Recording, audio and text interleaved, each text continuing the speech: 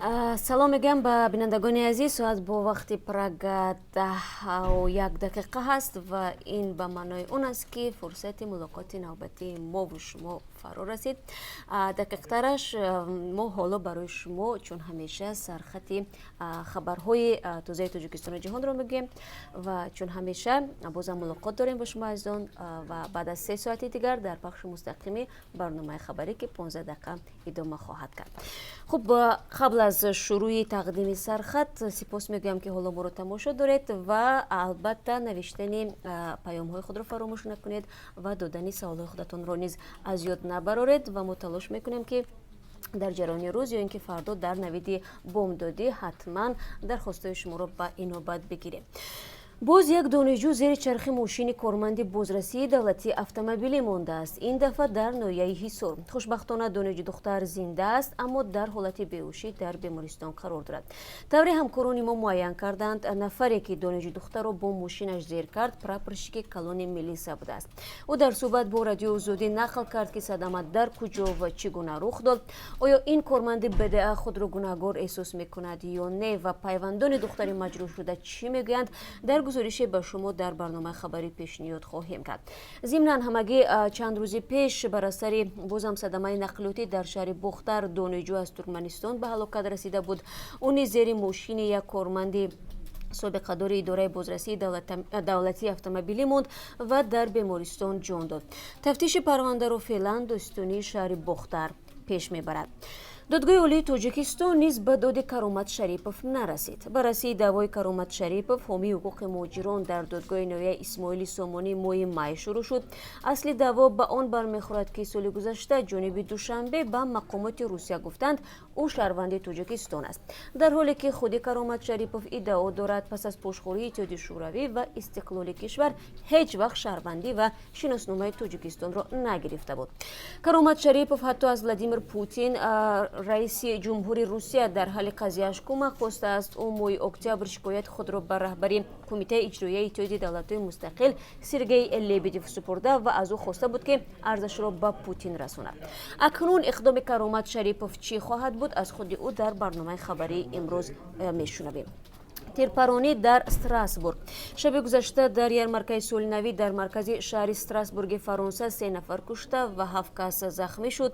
вазъи ҷароҳатбардоштагон вазнин арзёбӣ мешавад.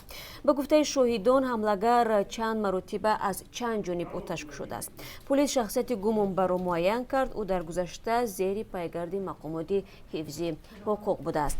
дар Қирғизистон мардеро барои арӯсрабоӣ ва куштор 20 сол зиндонӣ карданд. додгоҳ дирӯз ҳукми Марс Будошев, ки дар куштани Бурулай Турдалиеваи 19-сола моҳи майи имсол муҷрим дониста мешуд, содир кард.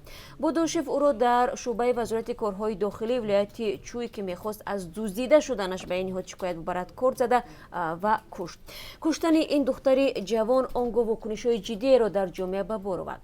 зимнан дуздидани арӯсро дар Қирғизистон дар ҳамаи сохторҳо, дар ҳамаи сатҳҳои расмӣ маҳкум мекунанд.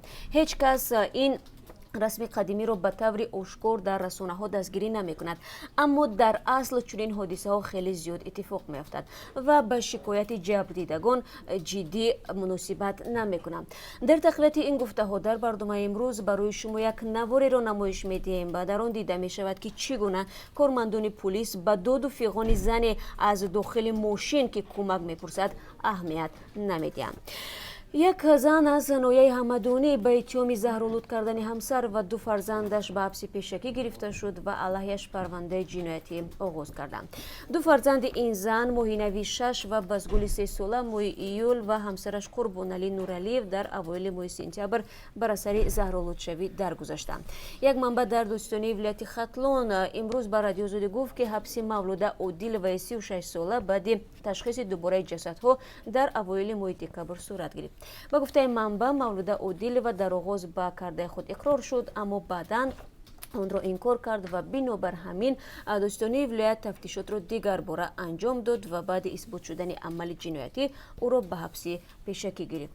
حادثه که حقیقت آن رو باید تفتیشات و دادگاه معین کند و تا هنوز سالهای زیادی به جواب دارد. خب بینندگان عزیز، ما هم تا حد کوشش میکنیم به سالهای زیادی که در وابسته به این و آن موضوع هست در برنامه خبری پاسخ بگیم و البته سالهای شما رو که در جریان این پخش زنده برای ما ارسال کردید از مورد توجه ما دور نمیمونند و ما حتما به سوالهای شما پاسخ خواهیم گفت. تنها همین رو برای شما میگویم که با ما بودن رو فراموش نکنید و من همه شما رو بعد 3 ساعت دیگر در بخش مستقیم برنامه خبری در آزادی ویدیو کانال رادیو آزادی منتظر میشم و اگر شما برنامه‌های قبلی خبری رو تماشا کردن نتوانستید پس پیشنهاد میکنم که این برنامه رو حتما در آزادی ویدیو ببینید که سرشار از گزارش‌های جالب و مطالب روزند. باقی من شما رو بعد از 3 ساعت دیگر با مطالب نو منتظر میشم.